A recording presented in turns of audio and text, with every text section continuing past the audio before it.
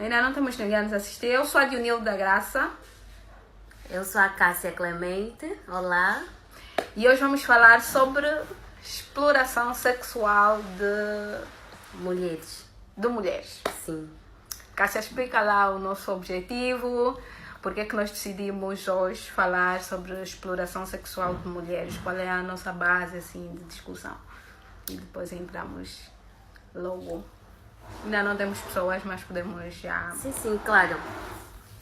Bom, o nosso objetivo é termos uma conversa, uma reflexão sobre esse fenômeno que está cada vez mais frequente. E a nossa base é uma reportagem que foi publicada pelo jornal O País no dia 2 de abril desse ano, né, 2019, que fala sobre o aumento, da exploração sexual de meninas e mulheres no município de Cacoaco e Viana. Yeah. Então, o nosso parecer enquanto onjang feminista é que a exploração sexual de mulheres é uma questão de política que tanto sustenta a ideia de que as mulheres os corpos das mulheres devem ser controlados, devem ser objetificados. E isso está muito ligado com a questão do patriarcado, que torna os nossos corpos um mero objeto de exploração. Hoje vamos falar da exploração sexual, mas os nossos corpos nesse sistema patriarcal é explorado de várias formas.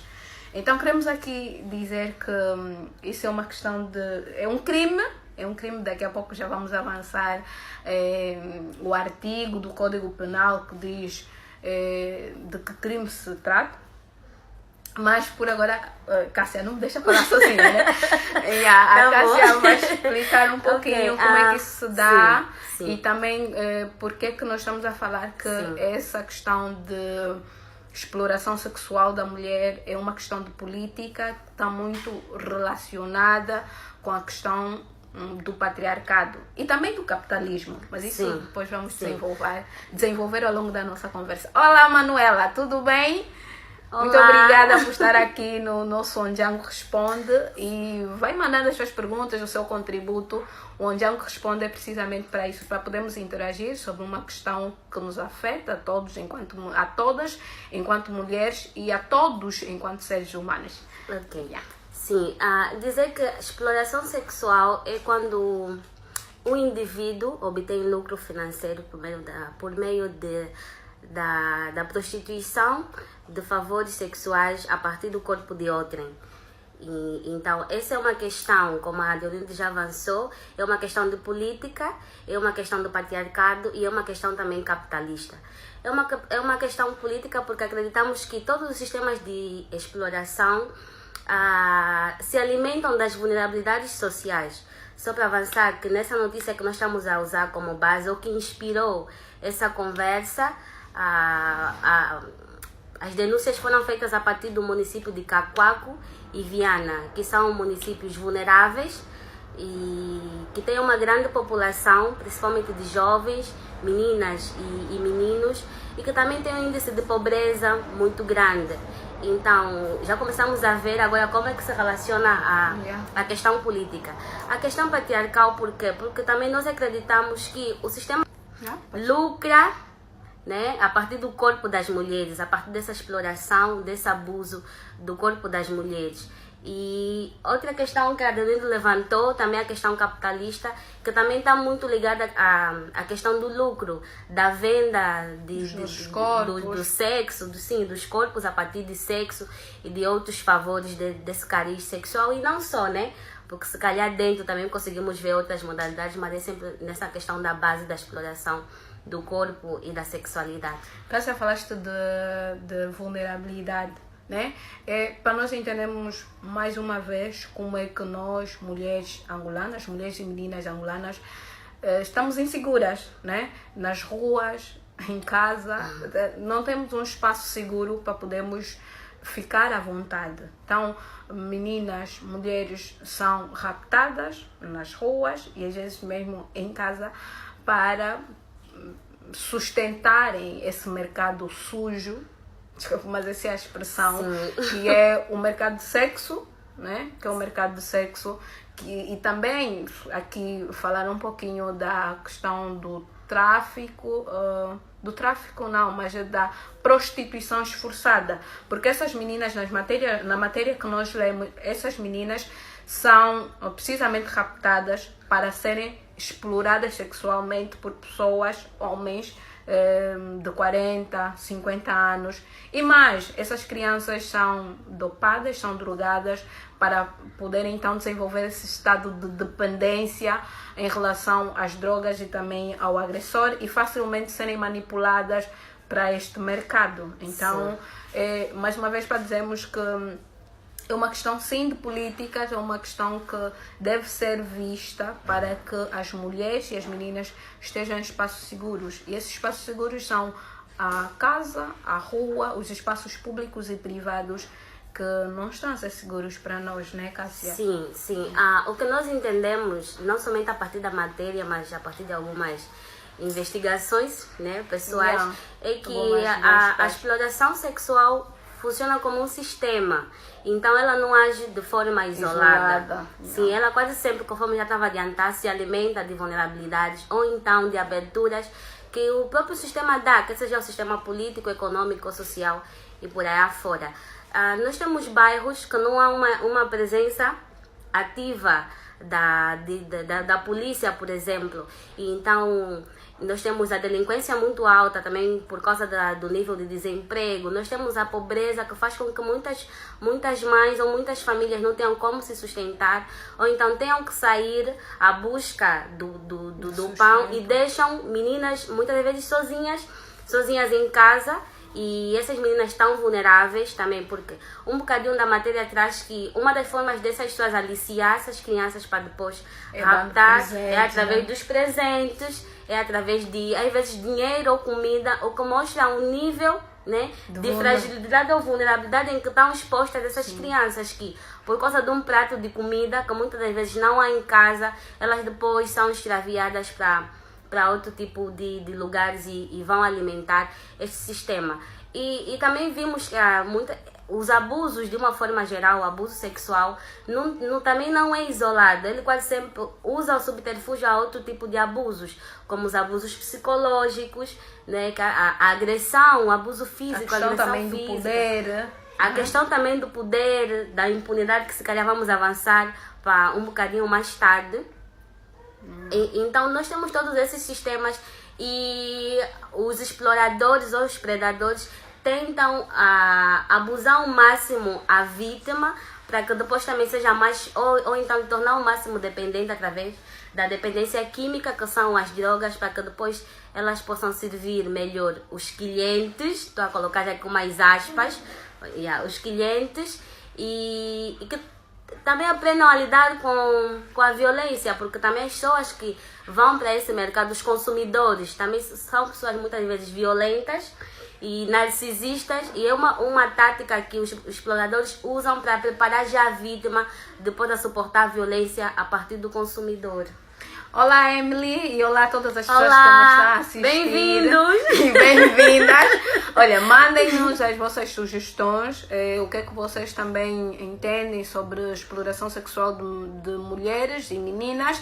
E vamos interagir, não podem ficar assim parados, né? Tem que também mandar as vossas opiniões para nós conversarmos juntos sobre este assunto que é bastante preocupante, sobretudo para as mulheres, que é aqui o nosso foco, porque como podemos já adiantar, isso começa desde muito cedo. São meninas que começam a ser exploradas muito cedo, 14, 15 anos, às vezes um pouquinho mais, 10 anos, 12 anos. E isso é muito preocupante, porque depois temos mulheres cada vez mais vulneráveis, cada vez mais fragilizadas, cada vez mais subhumanizadas. Não sei se é esse termo que podemos usar, mas é um pouquinho, entendemos até que ponto a nossa dignidade, o nosso corpo é demonizado. Essa é a palavra, é demonizada. Então, se vocês têm alguma opinião sobre esta situação em particular, mandem-nos mensagens. Podem fazer também questões, o Ondjango responde precisamente para isso. As pessoas que nos acompanham podem mandar as suas mensagens com questões, com opiniões, e nós aqui partilhamos. Ok. Yeah. E a Leonildo falou sobre a dignidade da pessoa humana, que é um dos direitos consagrados por Constituição, e aproveitei essa deixa dela para falar que como é que essa exploração agride ou fere muito os direitos das mulheres que são sujeitas a isso, ou de outras pessoas de forma geral. E além desse direito, nós temos também a questão dos direitos sexuais e reprodutivos, os direitos da integridade física e moral da pessoa, o direito à saúde, porque muitas das vezes essas pessoas também são expostas a muitas doenças transmissíveis sexualmente e não conseguem se prevenir ou se controlar em relação a isso. E outros direitos que, através, né, desse sistema, são constantemente e continuamente agredidos e feridos. E só dizer também que, voltando um pouquinho à matéria, algumas pessoas conseguem depois ser resgatadas, mas que nós também não temos, se calhar, uma estrutura que depois consegue ajudar e auxiliar essas pessoas para poderem se recuperar tanto dos traumas, tanto dos abusos a que foram submetidas. E que isso também é uma questão política, é uma questão de Estado, porque isso é uma questão, a Denise já falou mais cedo, de violência institucional, que é exatamente essa prática da omissão ou ação do Estado. Invisibilização do problema. Também é violência de não se falar sobre isso. Não temos um debate público a falar sobre isso. Nós tivemos acesso através de uma reportagem, mas não vimos outros órgãos de comunicação social e nem conseguimos ver um debate sério a partir nem do nosso parlamento ou de outros representantes a falar sobre isso. E não só, acho que em tempos também tivemos essa questão de tráfico, tivemos denúncia de... Sim, mas relacionados a órgãos e se calhar é hora de começarmos a falar sobre isso. Seriamente sobre a questão.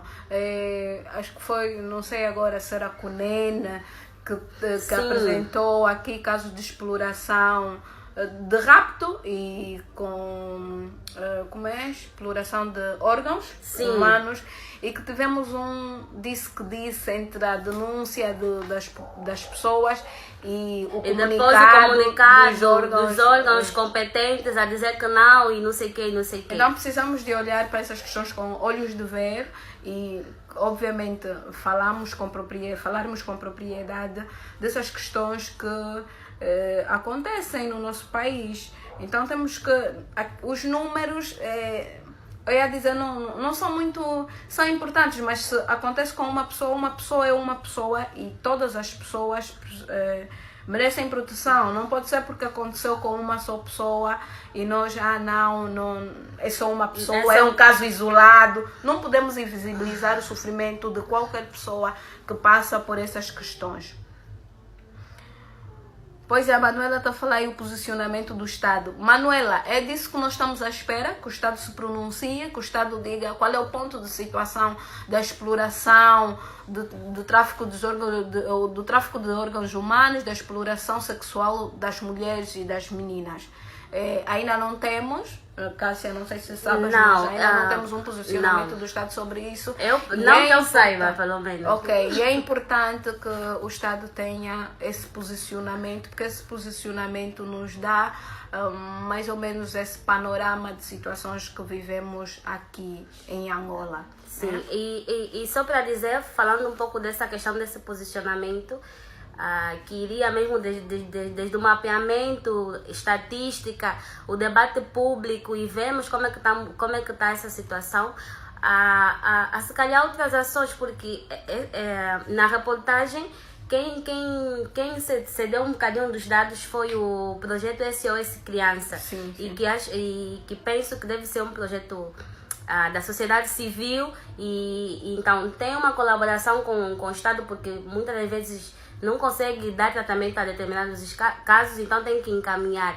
Mas nós conseguimos ver que é uma iniciativa, né, à parte. e que nos trouxe isso. Então, que também se não fosse a partir desse projeto, se calhar hoje nem sequer estaríamos a falar sobre isso.